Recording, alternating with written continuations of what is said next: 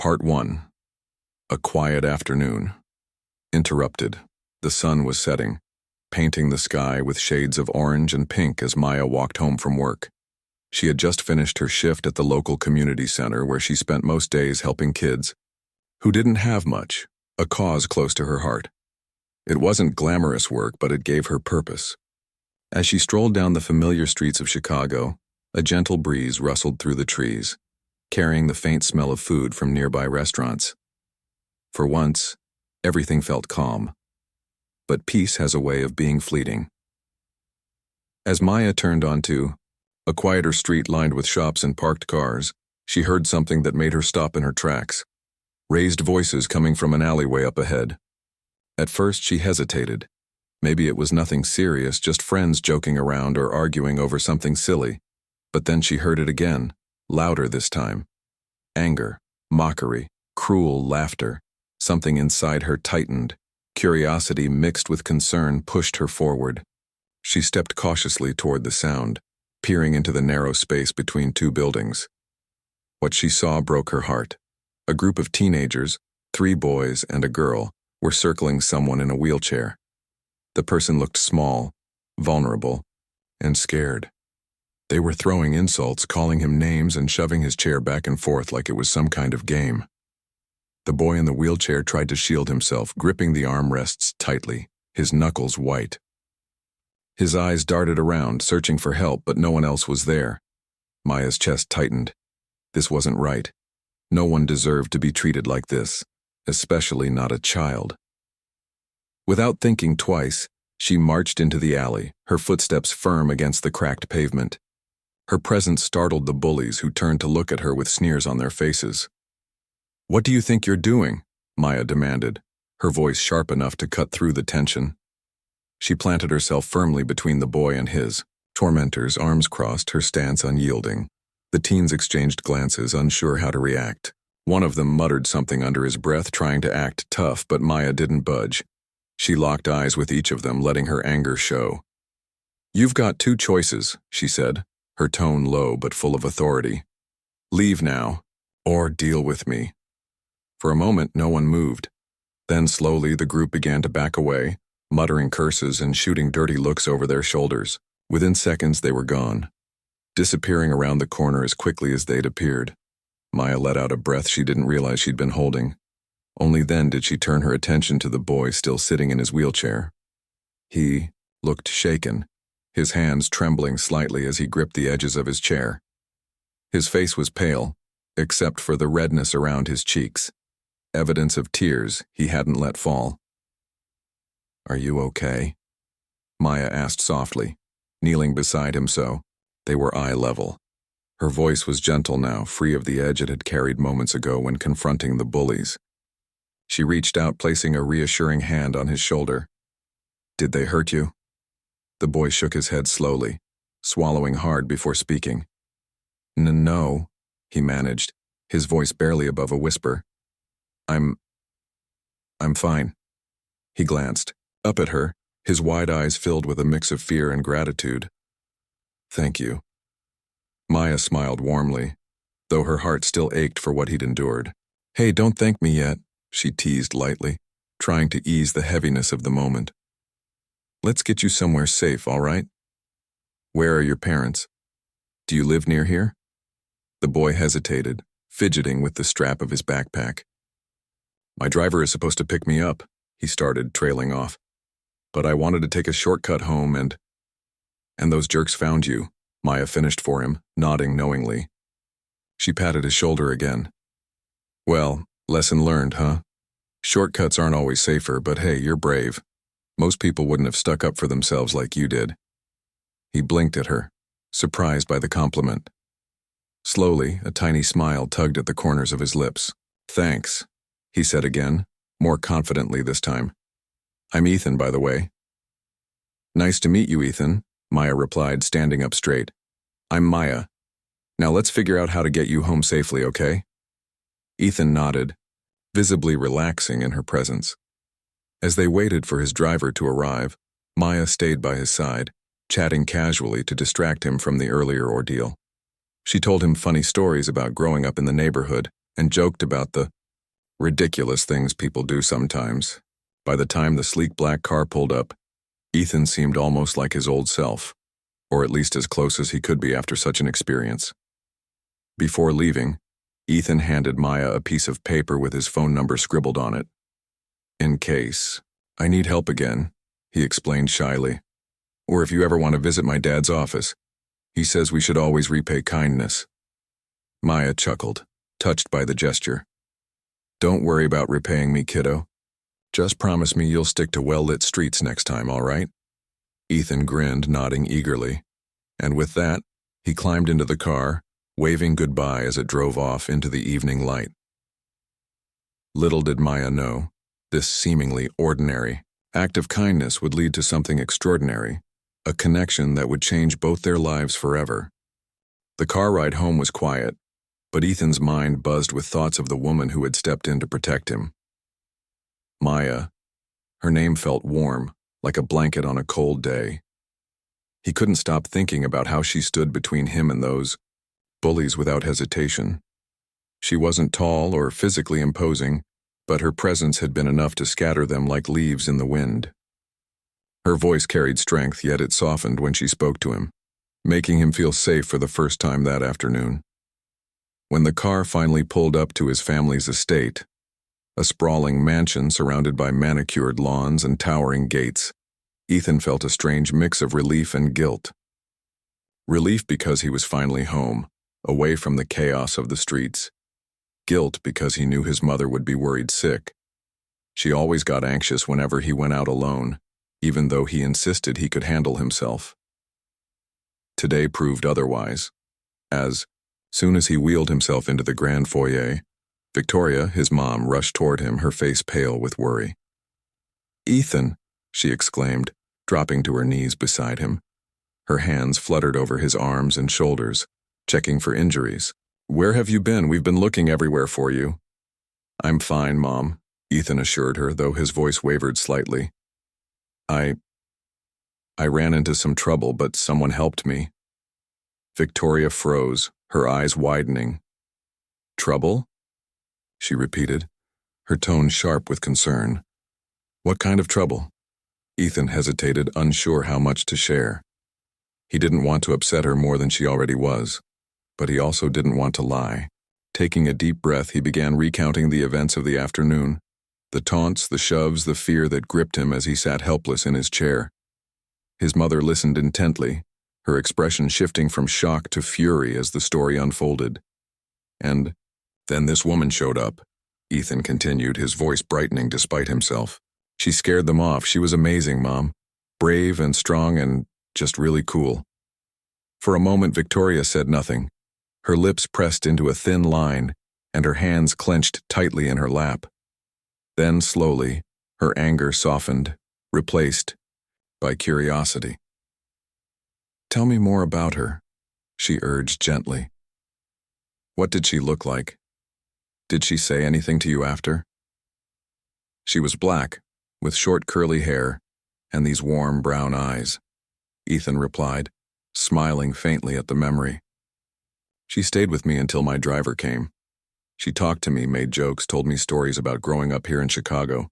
And before I left, she gave me her number so I could call her if I needed help again." Victoria nodded thoughtfully, her mind racing. This stranger, this brave, selfless woman, had stepped into a dangerous situation without knowing Ethan or his background. She hadn't asked for anything in return, not even his name. It was rare to encounter such genuine kindness, especially in their privileged world where people often acted out of obligation or expectation. "Do you think you'd recognize her if you saw her again?" Victoria asked carefully, studying her son's face. Ethan nodded eagerly. "Definitely. I'll never forget her." Later that evening, Charles Langston returned home from a long day of meetings. As one of the wealthiest men in America, his life revolved around deals, investments, and maintaining his empire. But tonight all thoughts of business vanished the moment he walked through the door and saw the tension etched on his wife's face. "What happened?" he asked immediately, setting down his briefcase. His voice carried an edge of authority. But beneath it lay genuine concern. Victoria explained everything: the bullying, Ethan's frightening ordeal, and the mysterious woman who had intervened. Charles listened silently, his jaw tightening as the details sank in. When she finished, he exhaled sharply, his fists clenching at his sides. "No one messes with my family," he growled, his voice low and dangerous. "Find out who these kids were. I want names, addresses, everything." Victoria placed a calming hand on his arm. "We will," she promised. "But there's something else we need to focus on first. The woman who saved Ethan, she deserves our gratitude. More than that, she deserves recognition. Whoever she is, she risked herself for our son without knowing who he was." Charles paused, considering her words. It wasn't often that someone surprised him, but this woman clearly had. In a world where people calculated every move based on potential gain, she had acted purely out of compassion. That kind of integrity intrigued him. "Do we know anything about her?" he asked, his tone softer now.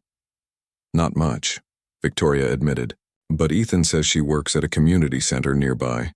He remembers her name. It's Maya." Charles nodded, determination flickering in his eyes. "Then we find her. Tomorrow morning, I'll have my team track her down. We owe her more than just a thank you." The next day, while Maya went about her usual routine at the community center, she had no idea that powerful forces were already at work to locate her. The staff meeting dragged on longer than usual, and afterwards she spent hours helping kids with their homework and organizing activities for the afternoon program. By the time she left the center, the sun was beginning to set once again, casting golden light across the city streets. As she approached her apartment building, she noticed something unusual: a sleek black car parked near the entrance. Two well-dressed men stood beside it, glancing occasionally at the building's entrance. At first, Maya assumed they were waiting for someone else, but when they turned to face her, she realized they were looking directly at her. "Miss Johnson?" one of them asked politely, stepping forward. "Maya Johnson?" Her heart skipped a beat. Who were these men, and how did they know her name? "Yes," she replied cautiously, clutching her bag a little tighter. "We're here on behalf of Charles Langston," the man continued, his tone respectful. "He'd like to express his gratitude for what you did for his son yesterday. Would you be willing to meet with him?" Maya blinked, stunned. Charles Langston? The billionaire whose name dominated headlines and billboards across the city? The father of the boy she'd helped? She opened her mouth to respond, but found herself at a loss for words. After a moment, she managed a hesitant nod. Sure," she said, still processing the surreal turn of events. "When does he want to meet?" "Whenever is convenient for you," the man replied smoothly. "We can arrange transportation if needed." Maya shook her head, regaining some composure. "No, that's okay. Just tell me where and when." By the time she climbed the stairs to her apartment, her mind was spinning. What had started as a simple act of kindness had somehow landed her in the orbit of one of the most influential men in the country.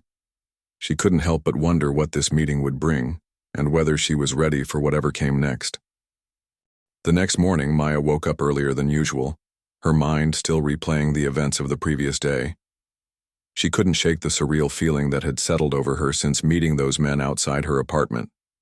Charles Langston, the name alone carried weight, conjuring images of luxury cars, sprawling mansions, and boardroom deals worth millions. And now, somehow, she was supposed to meet him face to face. As she brewed a pot of coffee in her tiny kitchen, Maya tried to calm her nerves. What exactly did he want from her? Was this just about thanking her for helping Ethan? Or was there something more to it? Her practical side told her not to read too much into it. After all, she'd only done what anyone decent would have done: stepped in to protect a child in need. Still, the thought of sitting across from someone like Charles Langston made her stomach twist with unease. She glanced at the clock on the wall. The meeting wasn't until later that evening, which gave her plenty of time to get through her usual routine at the community center. But no matter how hard she tried to focus on the tasks ahead, her thoughts kept drifting back to the mysterious billionaire and his family, At the community center, life buzzed as it always did. Kids laughed and played in the main hall while volunteers helped them with homework or guided art projects. Maya moved between groups, offering encouragement and advice where needed. Despite her distracted state, she managed to stay present, reminding herself why she loved this work so much. These kids depended on her, not because she was rich or famous, but because she cared. That simple truth grounded her, even as her mind raced with questions about the upcoming meeting. During a brief lull, one of the older kids approached her, a teenage girl named Lisa who often came to the center after school. "You look stressed," Lisa said bluntly, leaning against the doorway with her arms crossed. "What's going on?" Maya chuckled, shaking her head. "Am I that obvious?" "Pretty much," Lisa replied with a smirk. "So spill. What's eating at you?" For a moment, Maya considered brushing off the question, but then she decided to share at least part of it. "I met someone recently," she began cautiously. "Someone important, and tonight I'm supposed to meet them again." Lisa raised an eyebrow. "Important how? Like a celebrity?" "Not exactly," Maya said, smiling faintly. "More like someone with a lot of money and influence. Honestly, I'm not sure why they're interested in talking to me." Lisa frowned, tilting her head. "Why wouldn't they be? You're awesome. If I had your number, I'd call you for help too."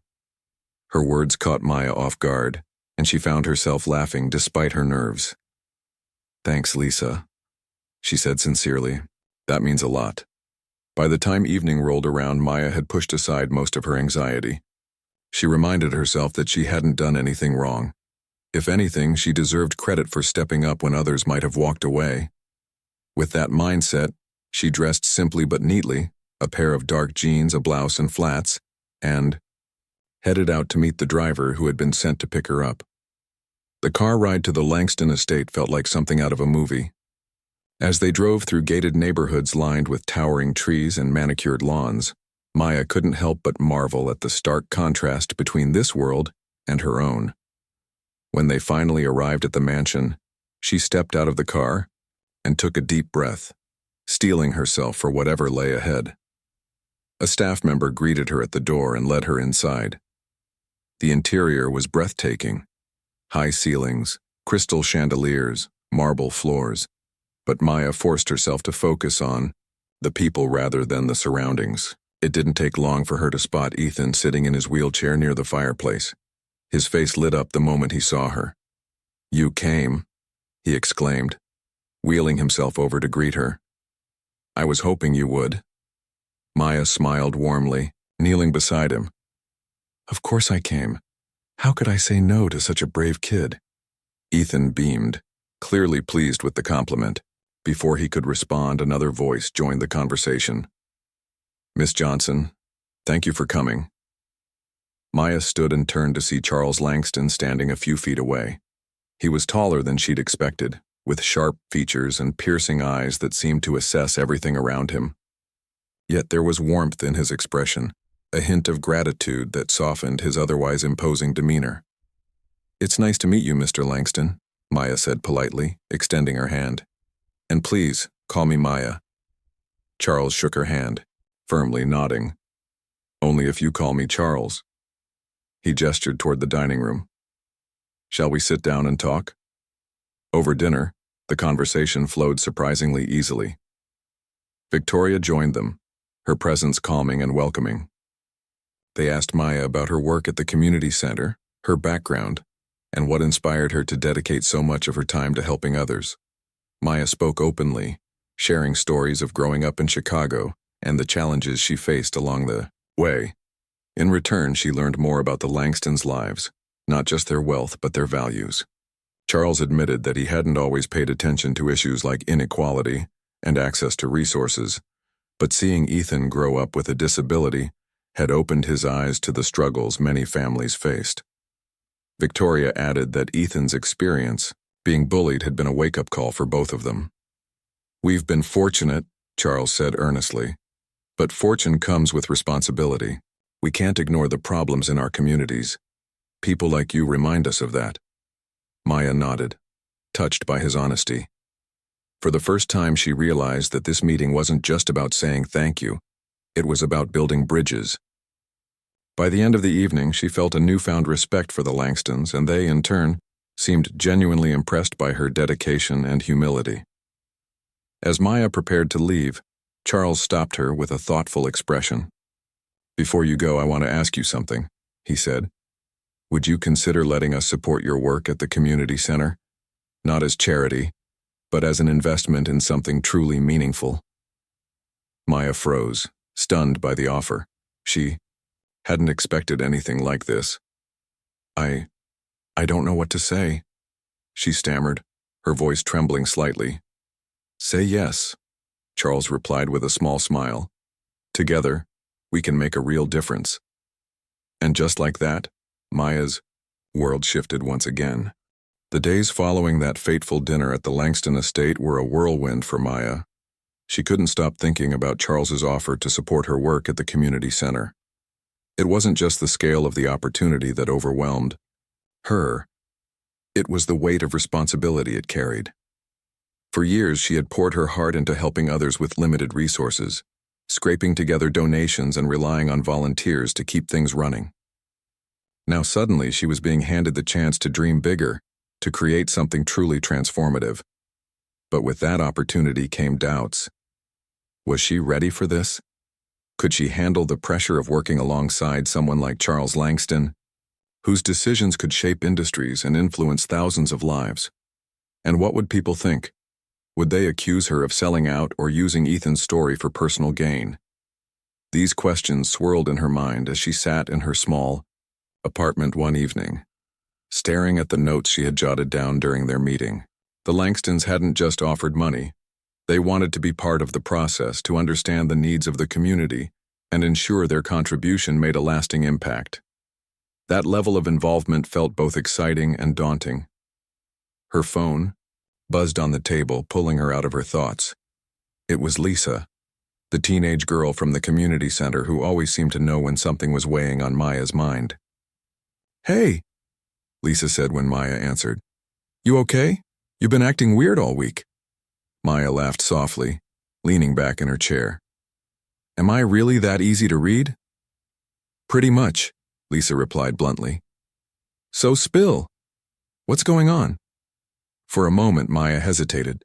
This was still so new, so fragile. But Lisa had earned her trust over time, and there was something comforting about sharing her worries with someone who didn't care about last names or bank accounts. "Remember that kid I told you about?" Maya began slowly. "The one I helped the other day?" "Yeah, the rich kid," Lisa said, cutting to the chase. "What about him?" "Well, his dad wants to help me expand the center," Maya explained, her voice tinged with disbelief. "He's offering funding, resources, everything we've ever needed. But I don't know if I'm cut out for this kind of thing." There was a pause on the other end of the line before Lisa spoke again. "Why wouldn't you be?" she asked simply. "You're the hardest working person I know. If anyone deserves this, it's you." Her words hit Maya like a wave, washing away some of the self-doubt that had been clouding her judgment. Maybe Lisa was right. Maybe this wasn't about whether she was good enough. It was about whether she was willing to step up and take a antipa. The next morning, Maya arrived at the community center early, determined to clear her head. As usual, the place was already alive with activity. Kids chased each other across the basketball court while volunteers sorted supplies in the corner. Maya greeted everyone with a smile, but her mind kept drifting back to the conversation with Lisa.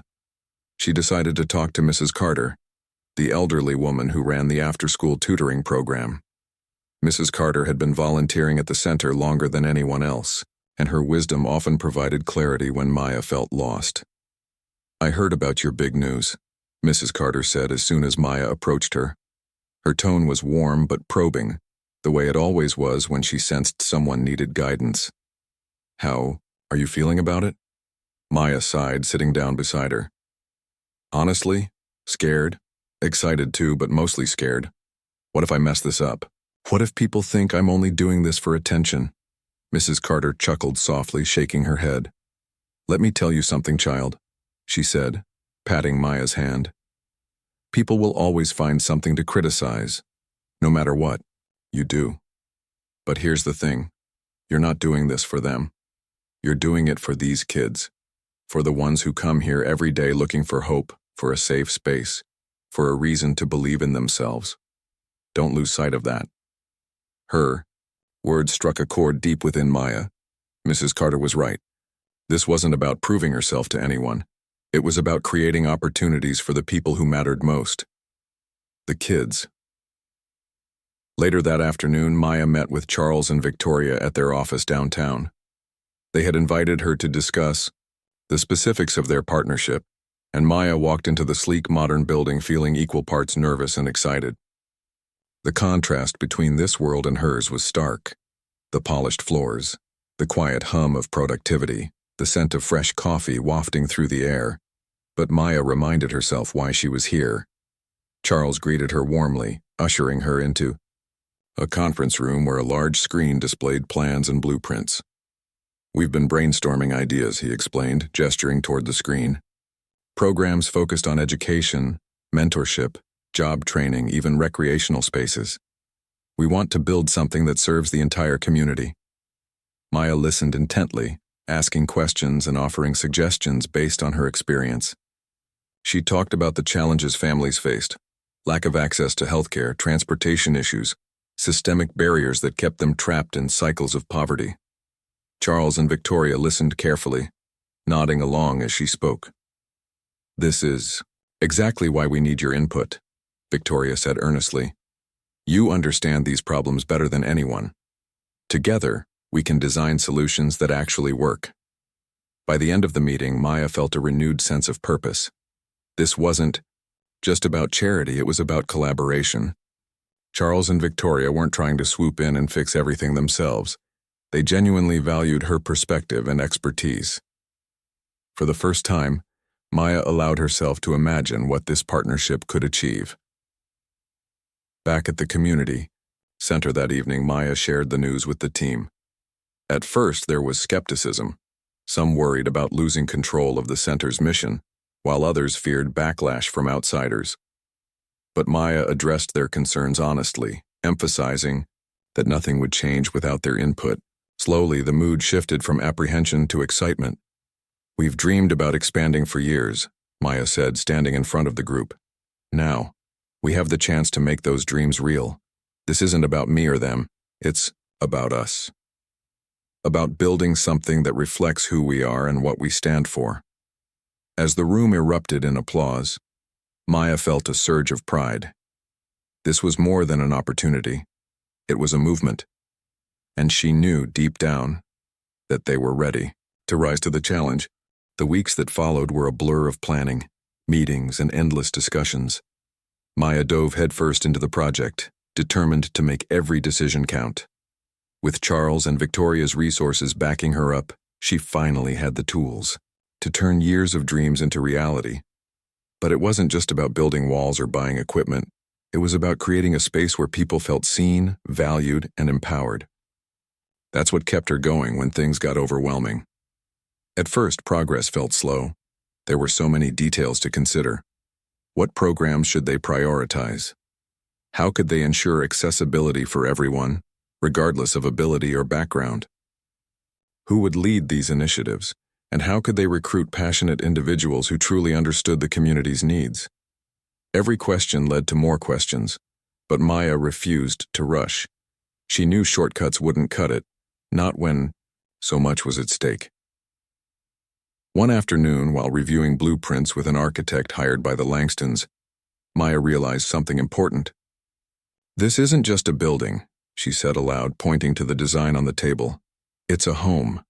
A place where kids can come after school, where parents can find support, where anyone can walk in and feel like they belong."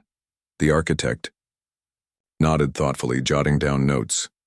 "You're right," he agreed. "Let's focus on making it welcoming. Lots of natural light, open spaces, areas for different activities. We'll also include ramps, elevators, and sensory-friendly zones to accommodate everyone." Maya smiled, feeling a spark of excitement. For the first time, the vision started to take shape in her mind. A vibrant hub buzzing with life, laughter, and learning. It wasn't just a dream anymore. It was becoming tangible. Meanwhile, word began to spread about the upcoming expansion.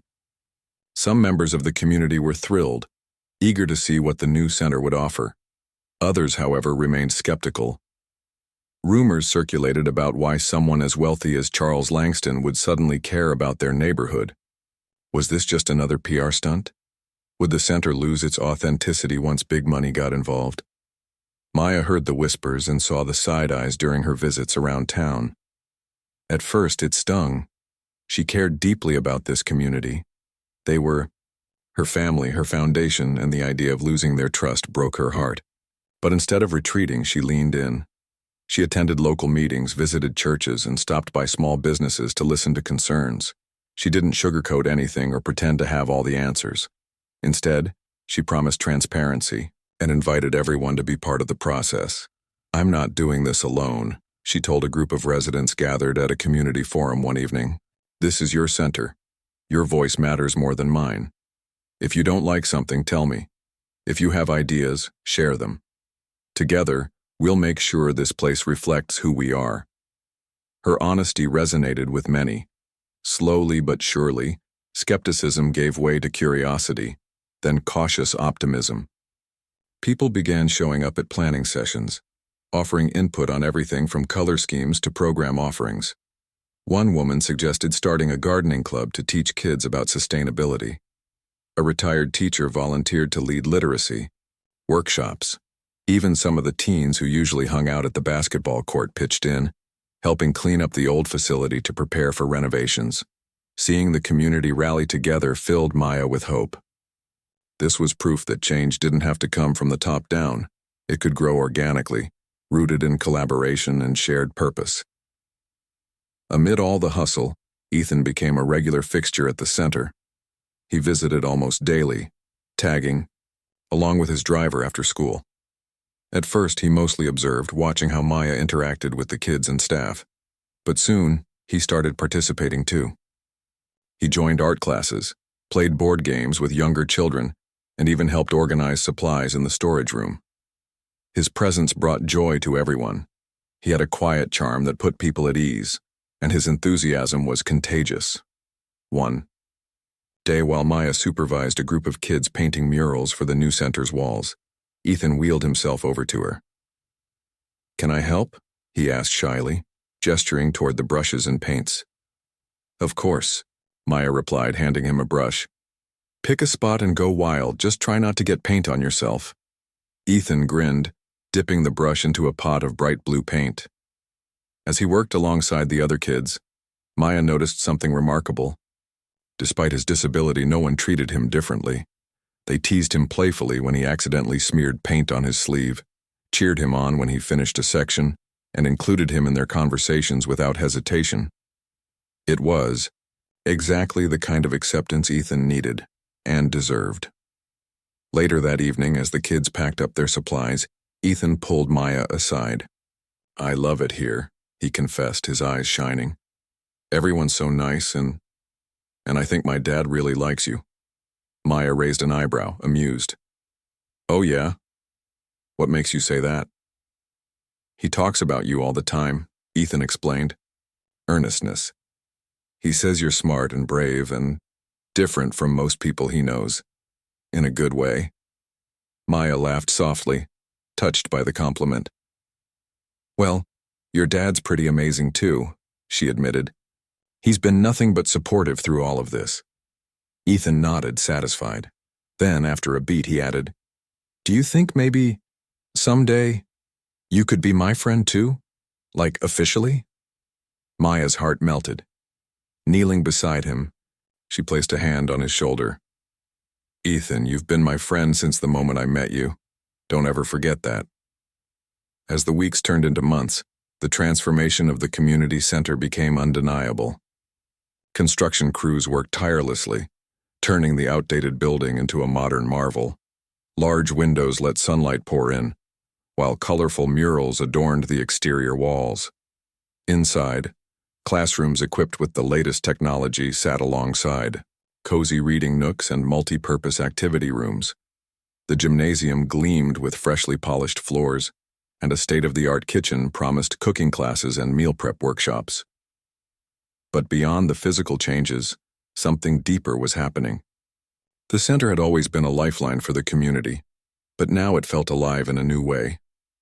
People weren't just using its services, they were investing in its success. Volunteers poured in, eager to contribute their skills. Local artists offered to teach free classes. Businesses donated supplies and funds. Even those who couldn't give much still showed up, lending their energy and encouragement. Maya stood outside the nearly completed building one evening, watching as workers put the finishing touches on the entrance. Behind her, Charles and Victoria approached, their expressions soft with pride. "You've done incredible work," Charles said, breaking the silence. "This place is going to change lives." Maya shook her head, smiling humbly. "Not me. Us. None of this would have happened without you believing in the cause or without the community stepping up." Victoria stepped forward, placing a hand on Maya's arm. "You inspire people, Maya. You remind them of what's possible when we come together. Don't underestimate the power of that." For a moment, Maya simply absorbed their words. Then, glancing back at the glowing building, she felt a surge of gratitude for the Langstons, for the community, and for the journey that had brought her here. Whatever challenges lay ahead, she knew they'd face them together. After all, this was more than a project. It was a promise, a commitment to building a better future, one brick, one brushstroke, one act of kindness at a time. The grand opening of the new community center was set for a crisp Saturday morning in early spring. Weeks of preparation had led to this moment, and the air buzzed with anticipation. Maya woke up before dawn, her heart racing with a mix of excitement and nerves. She double-checked her outfit, a simple yet polished dress she'd bought specifically for the occasion, and made sure her speech notes were neatly tucked into her bag. As she stepped outside, the first rays of sunlight bathed the neighborhood in golden light, casting long shadows across the streets. When she arrived at the center, the scene took her breath away. The once dilapidated building now stood transformed, its walls painted in vibrant colors that seemed to radiate warmth and energy. Banners fluttered gently in the breeze, welcoming visitors with messages like, "A place for everyone," and "Dreams start here." Volunteers scurried around, setting up tables, arranging chairs, and ensuring everything was perfect for the day's festivities. Kids ran around laughing, their joy infectious, while parents chatted nervously but proudly, marveling at how far they'd come together. Maya wandered through the crowd, greeting familiar faces and meeting new ones. She stopped to chat with Mrs. Carter, who looked elegant in her Sunday best, and Lisa, who wore a bright yellow shirt emblazoned with the words, "Future Leader." Even Ethan was there, seated near the entrance with his mom and dad beaming, as he watched people stream in. Every smile, every handshake, every hug reminded Maya why she had poured her soul into this project. As the clock struck 10, it was time for the ribbon-cutting ceremony. Charles Langston stood at the podium, his presence commanding yet approachable. Beside him, Victoria held a pair of oversized scissors, ready to make the first cut. Maya stood slightly behind them, feeling both proud and humbled to share the stage with such influential figures. The crowd gathered close, cameras flashing as reporters documented the historic event. Charles began by thanking everyone involved, the architects, contractors, volunteers, and donors. But when he turned to address Maya, his tone softened, becoming deeply personal. "None of this would have been possible without one remarkable woman," he said, gesturing toward her. "Maya didn't just dream of change. She rolled up her sleeves and made it happen. She reminded us what true leadership looks like. Putting others first, listening, and never giving up, even when the odds feel impossible." The applause that followed was thunderous, echoing off the surrounding buildings. Maya felt her cheeks flush as she stepped forward to speak. Holding the microphone, she scanned the sea of faces before her, friends, neighbors, strangers united by a shared vision. Her voice trembled slightly at first, but as she spoke, it grew stronger. "This isn't my story," she began, pausing to let the words sink in. "It's ours. This center belongs to each and every person who showed up, who believed in something bigger than themselves. We built this place not because it was easy, but because it was necessary, because we deserve spaces where we can grow, heal, and thrive. Her speech ended with a call to action, urging everyone to continue supporting the center and each other. By the time she finished, tears glistened in more than a few eyes, including her own. After the formalities, the real celebration began. Music filled the air as local bands performed on a small outdoor stage. Food trucks lined the parking lot, offering everything from tacos to ice cream. Inside, guided tours showcased the center's impressive facilities: classrooms equipped with interactive screens, a fully stocked library, an art studio brimming with supplies, and a gymnasium large enough to host tournaments. Parents marveled at the opportunities available for their children, while kids eagerly explored every corner, wide-eyed with wonder. Ethan spent most of the day glued to Maya's side, introducing her to his friends and proudly showing off the mural he'd helped paint. "See that part right there?" he said, pointing to a swirl of blue and green. "That's mine." "It's beautiful," Maya replied, sincerely ruffling his hair. "You're officially an artist now." Nearby, Charles and Victoria mingled with attendees, shaking hands and posing for photos. Though they were accustomed to high-profile events, this felt different. There was no pretense here, no barriers between them and the people they hoped to serve. They listened intently to stories of struggle and triumph, nodding along as residents shared their hopes for the future. For the first time in years, they felt truly connected to the community, to each other, and to the purpose driving them forward. By late afternoon, the crowd began to thin as families headed home, tired but happy. Maya lingered, helping clean up alongside volunteers. As she picked up empty cups and folded chairs, she reflected on the day's events. It had been chaotic, emotional, and exhausting, but also profoundly rewarding. The center wasn't just a physical space anymore. It was a symbol of resilience, unity, and possibility. Just as she was about to leave, Ethan wheeled himself over to her, holding out a small envelope. "This is for you," he said shyly, pressing it into her hand. Curious, Maya opened it and found a handwritten note inside. "Thank you for believing in me," it read. "You changed my life." Tears welled up in her eyes as she hugged him tightly. "No, Ethan," she whispered. "You changed mine." The weeks following the opening brought a flurry of activity. Programs launched one after another, drawing participants of all ages. Tutoring sessions helped students improve their grades, while job training workshops prepared adults for careers in fields like technology and healthcare. Art classes encouraged creativity, and fitness programs promoted healthy living. Even support groups for caregivers and mental health initiatives found a home within the center's walls. Word spread quickly, attracting attention from beyond the neighborhood. Local news outlets featured stories about the center's impact, highlighting success stories and interviews with grateful families. Social media posts showcasing the center's vibrant atmosphere went viral, inspiring donations and offers of partnership from organizations nationwide. What started as a grassroots effort had blossomed into a beacon of hope, proving that meaningful change was possible when people came together.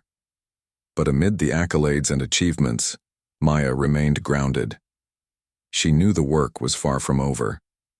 Challenges still loomed: funding gaps, logistical hurdles, and the ever-present need to adapt to the community's evolving needs. Yet she faced each obstacle with determination, buoyed by the knowledge that she wasn't alone. Together, they had created something extraordinary, and they weren't stopping anytime soon. As she locked up the center one evening, watching the last of the kids head home, Maya allowed herself a quiet moment of reflection. The journey ahead wouldn't always be smooth, but she was ready. After all, this was more than a mission, it was a movement. And movements, she knew, had a way of growing stronger with time.